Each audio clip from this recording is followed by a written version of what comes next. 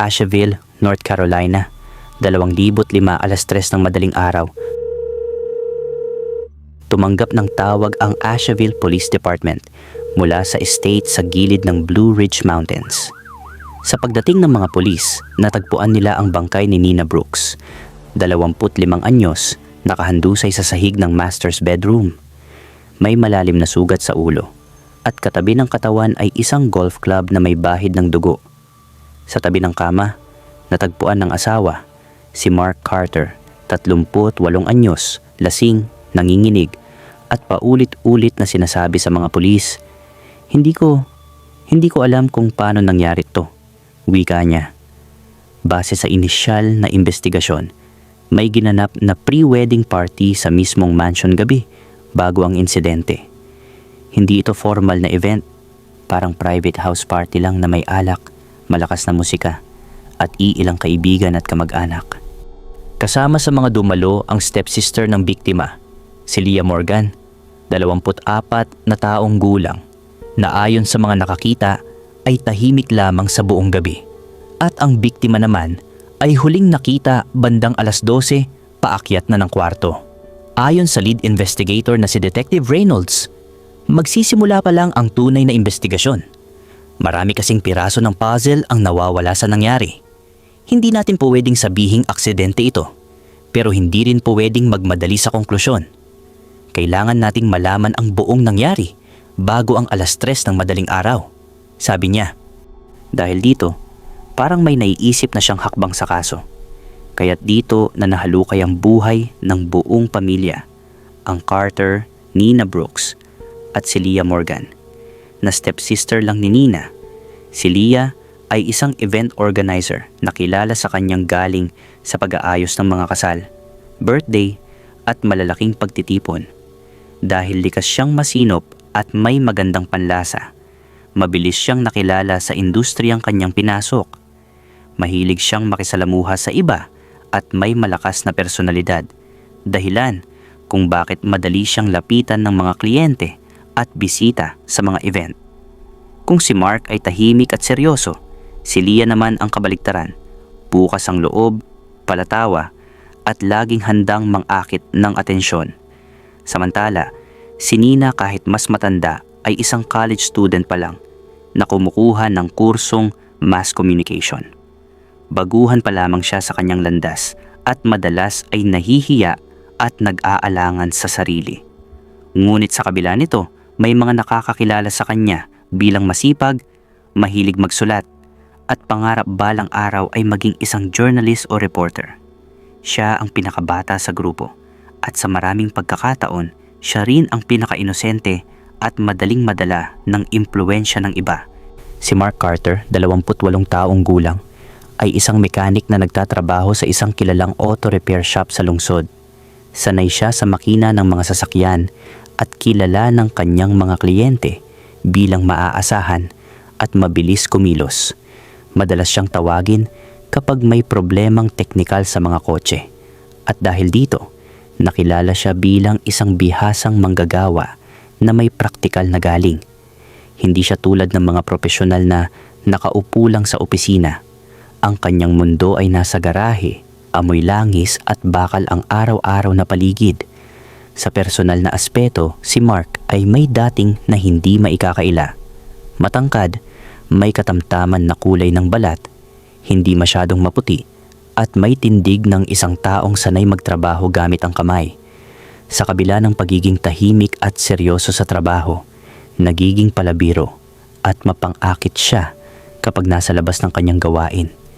Ito rin ang dahilan kung bakit marami ang naaakit sa kanya, kahit hindi naman niya ito lantaran na ipinapakita. Sa likod ng lahat, may misteryo sa kanyang mga mata na parang may tinatago siyang mas malalim na kwento. At sa nangyaring krimen nga, sa ikatlong araw ng investigasyon sa pagkamatay ni Nina Brooks, patuloy pa ring lumalawak ang kaso. Malinaw na resulta ng autopsy, ilang hampas ng malakas ng golf club sa kaliwang bahagi ng ulo ang ikinamatay ng biktima. Ngunit ang tanong ng lahat, sino ang may gawa? Nagpasya ang mga awtoridad na huwag munang palusutin ang sinuman sa mga taong dumalo sa nasabing party. Lahat ng bisita, mayaman man o kilala sa lipunan, ay isinailalim sa masusing pagtatanong. Walang sinanto ang mga investigador at mahigpit nilang pinanatili sa loob ng compound ang lahat ng naroon noong gabing naganap ang krimen upang kunin ang mga pangalan. Ayon sa ulat, higit 20 katao ang naroon sa party, kabilang ang ilang prominenteng personalidad. Gayunpaman, hindi naging dahilan ang kanilang estado o yaman upang makaligtas sa investigasyon. Bawat isa ay tinanong, kinunan ng pahayag at sinuri ang posibleng pagkakasangkot sa pagkamatay ni Nina. Ang hakbanging ito ay ginawa upang tiyakin na walang detalye ang makakalusot at walang ebidensya ang mawawala. Pero habang pinipigil ang lahat ng naroon, patuloy na lumalabas ang iba't ibang salaysay. May mga nagsasabing huli nilang nakita si Nina na kasama sina Mark Carter at Leah, habang ang iba naman ay nagbigay ng magkaibang bersyon ng huling mga oras bago ang krimen. Sa ngayon, nananatiling mahigpit ang investigasyon. Sa ika-4 na araw ng investigasyon, mas lalo pang humigpit ang pagtutok ng mga awtoridad. Matapos makuha ang iba't ibang salaysay mula sa mga bisita, ipinatawag ng mga investigador sina Leah at Mark Carter upang isailalim sa masinsinang interogasyon. Sila ang huling mga taong nakitang kasama ng biktimang si Nina Carter bago ito matagpuang wala ng buhay. Kasama rin sa ipinatawag ay ilan pang malalapit na kaibigan ni Nina na naroon sa party. Layunin ng pulisya na ihambing ang kanilang mga pahayag, hanapin ang mga butas, at makita kung sino ang nagsasabi ng totoo. Sa nakaraang mga araw, napansin ng mga awtoridad na may mga salaysay na hindi tugma. May ilan na nagsabing nakita nilang magkasama sina Nina at Mark bago umakyat sa itaas, samantalang ang iba ay nagsasabing si Leah raw ang huling nakitang kausap ng biktima sa sala. Ipinakita sa mga suspek ang resulta ng autopsy. Isang malakas na hampas ng golf club ang ikinamatay ni Nina. Ang tanong, paano nakapasok ang bagay na iyon sa loob ng kwarto? At sino ang may hawak nito noong oras ng insidente? Sa mga litrato ng ebidensya, malinaw na may mga bakas ng dugo sa hawakan ng golf club. Ngunit hindi pa tiyak kung kanino nagmula ang mga fingerprint na natagpuan doon. Habang nasa interrogation room, ramdam ang bigat ng presyon. Si Mark Carter ay nanatiling kalmado, ngunit halatang nagpipigil ng kaba. Mariin niyang itinanggi na may kinalaman siya sa pagkamatay ni Nina, bagamat inamin niyang madalas silang mag-usap at magkasama noong party.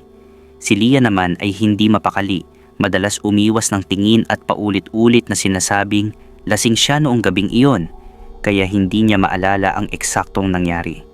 Para sa mga investigador, ang bawat galaw at sagot ni Leah at Mark ay kritikal. Ngayon ay nagiging malinaw na entablado ng isang trahedya. At sa puntong ito ng investigasyon, malinaw sa mga pulis na ang susunod na hakbang ay maaaring magbago ng direksyon ng buong kaso. Isa sa mga ipinatawag ng mga pulis ay ang kaibigan ni Nina, si Elizabeth, isang matalik na kakilala ng biktima. Sa kanyang pahayag, lumutang ang isang impormasyon na nagpabigat lalo sa sitwasyon. Ayon kay Elizabeth, bago pa naging kasintahan ni Nina si Mark Carter, ay matagal na pala itong naging nobyo ni Leah. Bagamat hindi nalihim sa ilang malalapit na kaibigan ang relasyong iyon, ngayon lamang ito tahasang lumabas sa harap ng mga investigador. Ang revelasyong ito ay nagdulot ng malaking epekto sa kaso. Ipinakita ng mga awtoridad na maaaring may personal na motibo sa pagitan ng 3 pangunahing tauhan ng investigasyon. Sa mata ng mga pulis, lumilitaw na posibleng nagkaroon ng tensyon o selosan na nauwi sa trahedya. Hindi pa malinaw kung sino ang direktang responsable, ngunit ang koneksyong ito sa pagitan ni Leah, Mark at Nina ay nagbigay ng bagong direksyon sa pagtutok ng kaso. Ngayon, ang tanong ng lahat, kung totoo ang sinabi ni Elizabeth, kanino nakaugat ang motibo? Sa isang dating relasyon na nauwi sa inggit at selos kaya, mas lalong tumindi ang panggigipit ng mga investigador kina Leah at Mark Carter. Dahil sa bagong impormasyong lumabas, agad na nagpasya ang mga autoridad na isailalim sa mas malalim na pagsusuri ang dalawa. Unang hakbang, kinunan sila ng fingerprint upang maikumpara sa ebidensyang nakuha sa hawakan ng golf club na siyang ginamit sa pagpatay kay Nina. Unang, sumailalim si Leah.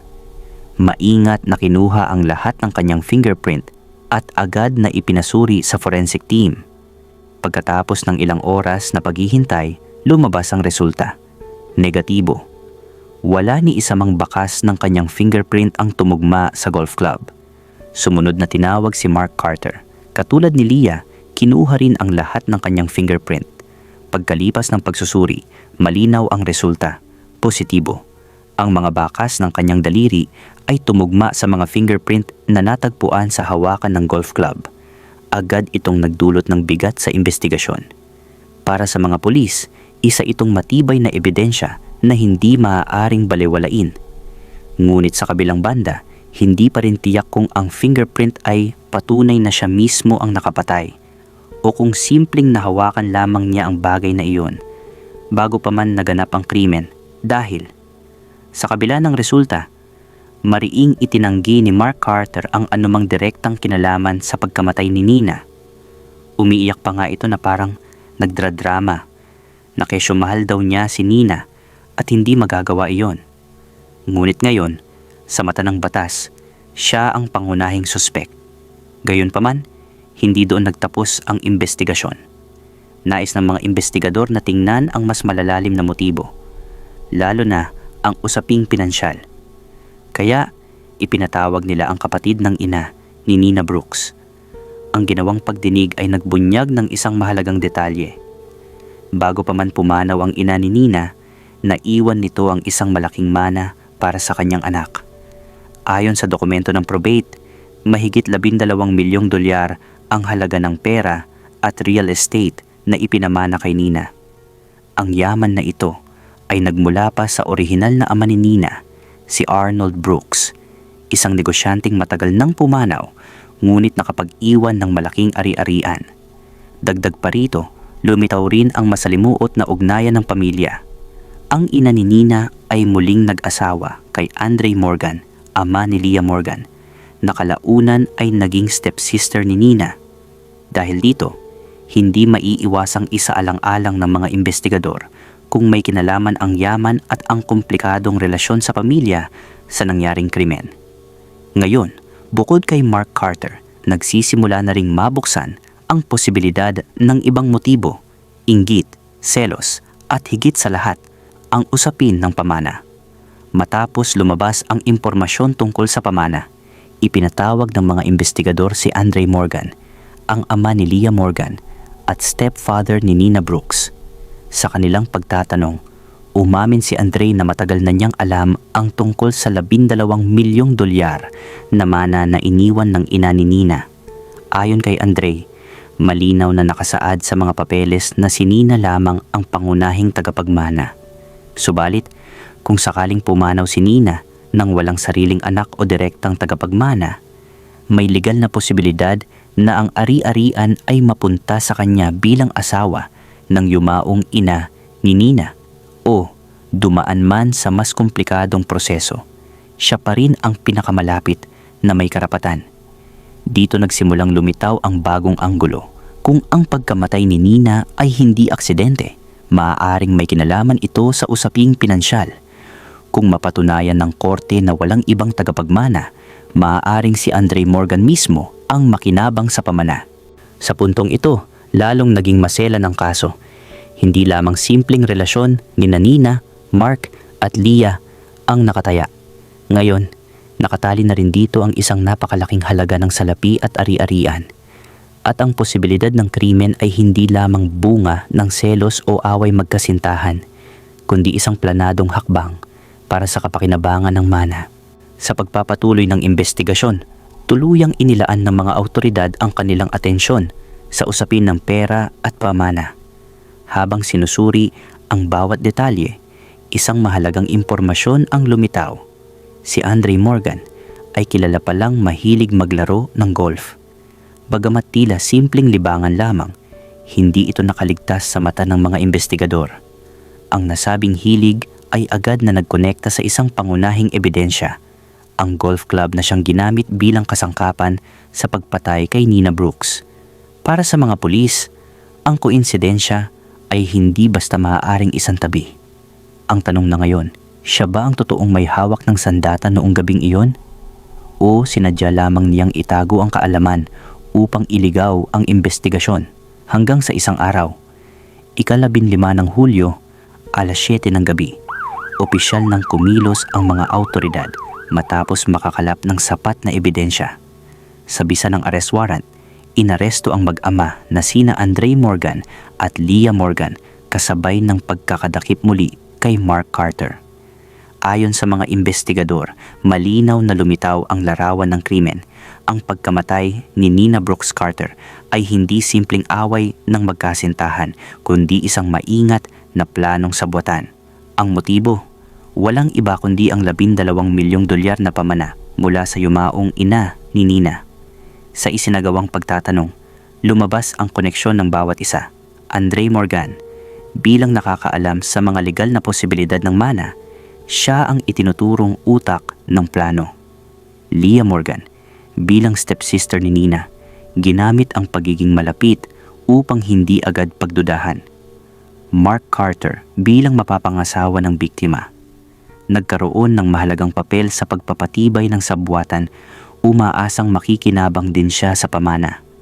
Ang lahat ng piraso ng ebidensya, mula sa fingerprint, testimonya, hanggang sa golf club, ay nagtuturo sa kanila bilang mga mastermind ng krimen. Sa ikalawang gabi ng kanilang pagkakakulong, bumigay na rin si Leah Morgan matapos ang matagal na pagtanggi ni na Andre Morgan at Mark Carter. Sa kanyang pahayag, inilatag niya ang buong detalye ng mga pangyayari noong gabing pinatay si Nina Brooks Carter. Ayon kay Leah, totoo ngang kasama ni Mark si Nina na umakyat sa kanilang silid. Ngunit doon nagsimula ang matinding pagtatalo ng magkasintahan. Natuklasan kasi ni Nina ang matinding katotohanan na hindi siya tunay na minahal ni Mark. Pakakasalan lamang siya nito upang makuha ang pamana at pera na naiwan ng kanyang ina. Galit at sugatan ng loob, pinalayas ni Nina si Mark at sinabing tuluyan na silang maghihiwalay. Mula roon, lumabas ng silid si Mark at nagtungo kay Leah. Sa di inaasahang pag-amin, ibinunyag ni Leah na sila pa ring dalawa ni Mark ang totoong magkarelasyon sa likod ng lahat. Ang kasal kay Nina ay bahagi lamang ng mas malaki nilang plano, ang iligpit ito at tuluyang mapasakamay ang pamana. Nang gabing iyon, natakot ang dalawa na tuluyang mabunyag ang lahat. Kaya't kinausap nila si Andre Morgan, ang ama ni Leah, na nasa labas pa noon sa kasiyahan. Ayon sa pahayag ni Leah, si Andre ang nag-utos na, "Damayan mo muna ang stepsister mo. Huwag mong ipahalata. Habang natutulog siya, kami ni Mark ang mag-iisip kung paano tatapusin ito." Dahil dito, bumalik si Leah sa silid at kunwaring dinamayan si Nina na walang kamalay-malay sa sabwatan. Umiiyak si Nina sa kanyang balikat hanggang sa tuluyang makatulog dahil sa pagod at alak. Pagkatapos, tinawagan ni Leah sina Mark at Andre. Ang naging tanging sandata nila ay isang golf club na nakalagay sa likuran ng pickup truck ni Andre.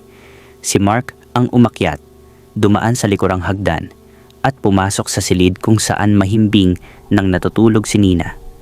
Habang nasa loob ng silid, nagtungo naman si Leah sa banyo. Aniya, hindi niya kayang makita mismo ang paraan ng pagpatay. At doon nga naganap ang krimen. 3 beses hinampas ni Mark Carter sa ulo si Nina gamit ang golf club hanggang sa tuluyang mawalan ito ng buhay. Matapos ang lahat, bumalik si Leah mula sa banyo at doon na nila sinimulang buuin ang kanilang alibay. Isang kasinungalingan na inaasahan nilang magliligtas sa kanila. Pero sa paglilitis na isinagawa sa Superior Court of California, nanindigan pa rin sina Mark Carter at Andre Morgan na sila ay walang sala. Mariin nilang tinutulan ang lahat ng paratang at tumanggi silang mag-file ng guilty plea.